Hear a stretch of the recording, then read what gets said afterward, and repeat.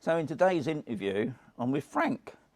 I've known Frank for probably about a year or so now, isn't it? Yeah. So anyway, if you didn't know, Frank's the president of the Los Palacios Garden Group. Have I got, it's longer than that, isn't it, that Los Palacios? Yeah, I've been part of the gardening group for 2 years. Yeah. And I took over as president from Elaine Wick at the beginning of this year. Right. But I was a member before. Yeah. Yeah. Yeah. And but we're not finished there with Frank, because he also meets up with the council probably once a month through the year. Is that right? Yeah, once a month, month and a half. It's a regular meeting that we have with the presidents of the gardening groups of the different sectors, Yeah. with the councillor for Campol, just to discuss whatever is going on and where the council is on plans with Campol. And the councillor for Campus, he's Spanish, isn't he? He's She. Yeah. Oh, it's a she. Yeah. Right. Okay. I didn't Carmen. know that. Yeah, she's a Spanish lady. Yeah. Right. And is she temporary, or is she actually the representative, I suppose? Well, I think she is temporarily, because it all has to do with elections. Yeah. If at the next elections other parties will have to form a coalition, then Right. things get shaken up and you get different councillors. So there's no guarantee that she's going to be our councillor for the next 10 years. Yeah. Yeah. Yeah. But we'll see.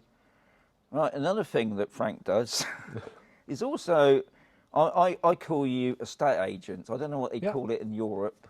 Yeah, Yeah? basically the same. Yeah. Yeah. So, and what's the name of that company? I work for Casanya, Yeah. Mediterranean Housing, and we are located on the Country Club, Yeah, Masron yeah. Country Club. And also, and we haven't finished there with Frank, he's also a maintenance man come carpenter. Yeah, I did a lot of carpentry when we used to live in Sweden before we moved to Spain. We're originally from Holland, but we lived in Sweden for a number of years. And my best friend over there was a master carpenter, and I did a lot of jobs with him together, and it kind of turned into my hobby. And I always like to do all kinds of maintenance jobs around the house as much as I can do myself. Yeah. So I enjoy it. How do you find the time for it all? Or do you just slot it in, I suppose? Well, I only work part-time, Yeah. so I don't have a full-time job.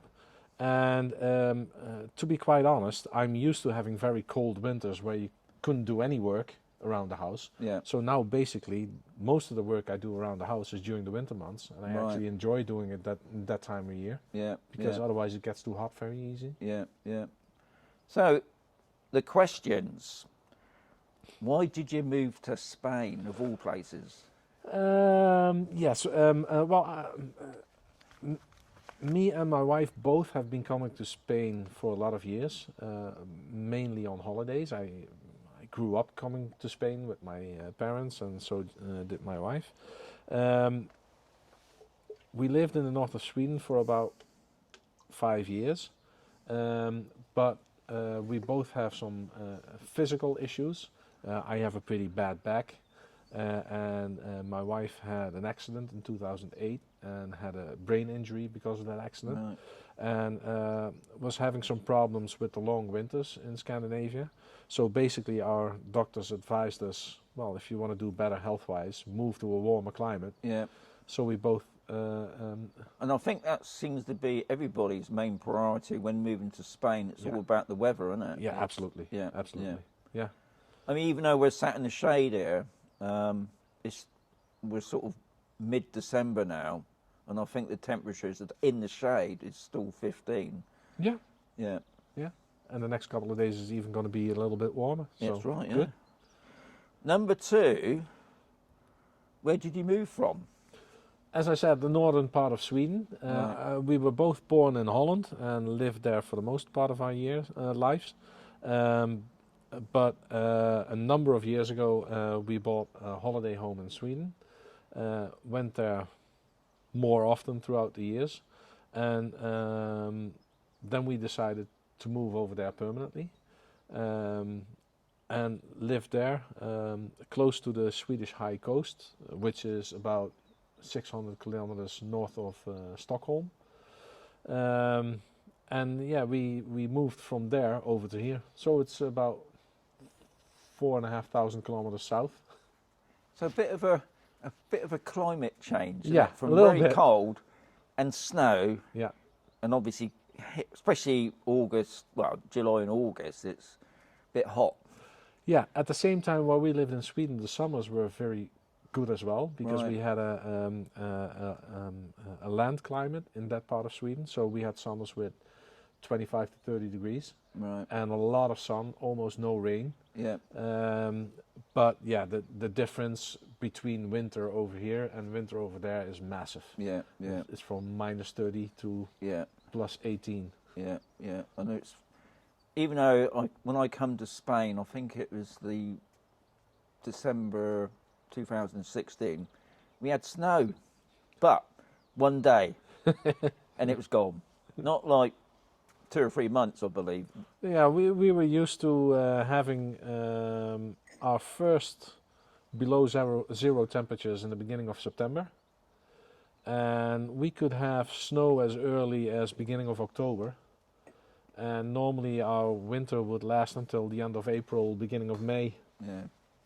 That's So it's a long time. It's a long time. Yeah. Yeah. Right, number 3. Why did you pick this location? Well, we lived on Campol for a couple of years. Really enjoyed it there.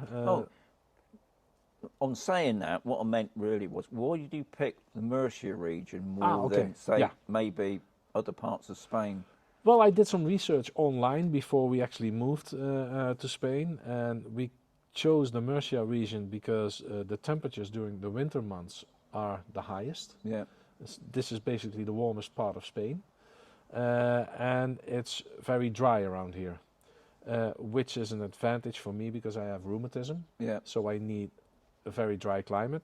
And at the same time, when you go to the Costa Blanca north and south, and you go south to Malaga and Marbella, with drought periods, you have water restrictions in those areas. Yeah. Yeah. We don't have water restrictions over here because we have desalination Yeah. plants That's right. Yeah. in Murcia and in Aguilas. Yeah. So it doesn't matter how dry it gets around here, Yeah. you always have water coming out of the faucet. Yeah. Yeah. And moving to a drier climate, that's something to think of, Yeah. because, well, nobody likes to sit outside in the summer and not being able to shower when it's 40 degrees outside because there's no water coming out Yeah. of the Yeah. faucet. Yeah. So, Yeah. so that was one of the reasons, plus that property prices here are still reasonable compared to other regions Yeah. in Spain. Yeah. So on going on to that is, why did you pick this location? Yeah, this location specifically is, we lived on Campos for a couple of years, liked it there very much, but what we also discovered is moving to Spain also means you get a lot of visitors because everybody wants to come and visit you. And so my parents come over a lot, our children come over a lot, we already have a grandchild now. So basically our house was getting a little bit too small. Yeah. Yeah. And we had to decide, are we going to expand the property that we have, or are we going to move to a bigger property? In the end, we chose for moving to a bigger property and a bigger plot Yeah. in an area that's even more quiet than Campos. And that's because we're used to living in a quiet area. Yeah. Yeah. So it made sense for us. Building quality over here is very high. Yeah. Yeah. Yeah. Nice mean, large plots. I've never seen such big plots of, of land, which I think you find now is going to be even harder now in Spain. Obviously, they still want to build more housing here in Spain, but they tend now to be smaller plots and smaller properties. You see a lot of new builds, new construction plans where you have like 100 square meters of living space with 3 bedrooms and 2 bathrooms, Yeah. and they're built on a plot of 300 square meters, Yeah. and then you have a pool and you have a place to park your car, Yeah. but you have no place left to put a couple of seats up, Yeah. Yeah. or you have to park your car on the road. So it's nice to have the space. You don't necessarily need all the space, but it's nice to have it. Yeah. So, my last question. What's your plans for 2025? Oh, geez, I've got a lot. I mean, we did discuss this one because obviously Frank does so many other things. We thought forget about camper sale on this. What's his plans on new area? Because you're not even moved in yet, are you? No, we're in the process of moving in now. Well, we've got a lot of jobs planned around the house. We're going to cover a couple of terraces, put a new roof on it. We're thinking about building a pool, establishing the garden. Then I've got my work at the real estate agency. I'm still going to continue with the gardening group on Sector A, and we have some plans over there on Campus Hall.